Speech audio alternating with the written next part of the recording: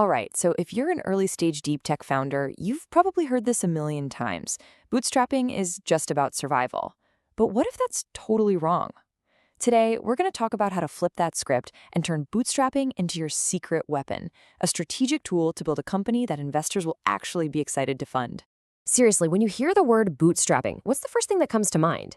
Is it ramen noodles, sleepless nights, just trying to keep the lights on? For most of us, yeah, it's basically code for survival mode. But what if that whole mindset is actually what's holding you back? We all know this picture, right? The lone founder fueled by coffee and pure grit. And look, that hustle is admirable, for sure. But here's the thing. It's not the goal.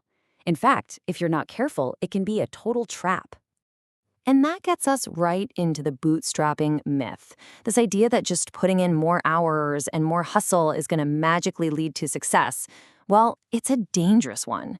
The real goal is something way more strategic, way smarter. You know, we've all been told that bootstrapping is this painful rite of passage. It's this necessary evil you just have to get through. But if that's how you see it, you're missing out on maybe the single most valuable opportunity you will ever have as a founder. So, okay, if survival isn't the goal, what is? It's one word: leverage. This is the mindset shift that changes absolutely everything. You're not just trying to save money anymore. You're actively building power. So what exactly is leverage? Well, it's freedom. It's the freedom to build your company your way, on your timeline. It's about creating something so solid, so compelling, that investors can't ignore it. And you do all of this before they even get a say.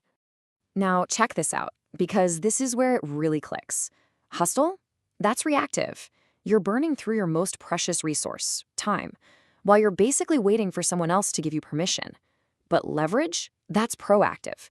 You're using that same time to build real, tangible assets, like IP and deep market insights, and that is what creates freedom.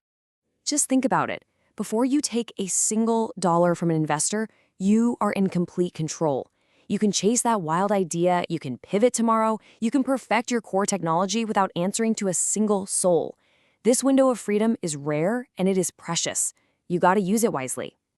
So how do you actually use this time to build a company that's truly defensible? Well, that's what we're going to get into next, building your moat. Let's talk about the 3 pillars that will make your company irresistible to the right investors. It really just boils down to these 3 steps. First, you've got to sharpen your insight until it is razor thin. Second, you have to resist that temptation to build everything and instead focus only on the core. And third, you have to protect your intellectual property from day one. You have to remember this. Clarity is everything. A big, vague, grand vision is pretty much worthless compared to a sharp, precise insight into a real-world problem. You know, investors don't fund dreams. They fund founders who just see the world more clearly than everyone else. Okay, this is where you need to be absolutely ruthless with your focus. Ask yourself, what is the one single piece of our technology that is truly unique and defensible? Is it that groundbreaking algorithm? A brand new material? Whatever it is, pour all your energy into perfecting that one thing. Seriously, everything else is just a distraction.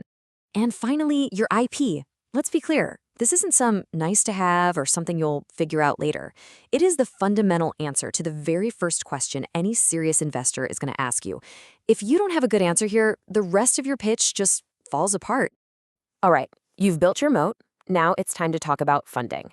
But what does it really, truly mean to be investor ready? Because I'll bet the answer is going to surprise you. Listen, the biggest mistake you can possibly make at this stage is to start chasing scale. Just stop. Stop adding features, stop polishing the user interface.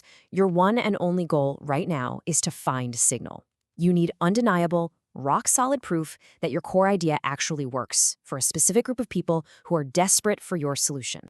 When VCs look at you, they're really searching for 4 key signals. Number 1, a believable way to enter a real market. 2, defensible tech with a clear plan for your IP. 3, proofs that someone, anyone, actually cares about what you're building. And finally, number 4, a founder who can explain all of this with total clarity and passion. I want you to think of it this way. You are not selling a finished painting. You are selling a masterpiece in the making. A raw, powerful sketch with a crystal clear vision is infinitely more valuable than some polished, perfect copy that has no soul. So when you approach bootstrapping like this, you're not just building a company, you're building that critical leverage we talked about. And that brings us to our final and honestly, most important point, how this completely changes the game when it's time to raise money. This right here, this is the end game. All that progress you made while bootstrapping becomes your superpower. You're no longer walking into meetings begging for a lifeline. You're offering investors a ticket on a rocket ship that is already taking off. And that leaves you with a much, much better question to ask. It's no longer, can we convince someone, anyone, to give us money? Instead, you're in the powerful position of asking, who is the absolute right partner to join us on this incredible journey? Now that is the real power of bootstrapping with leverage.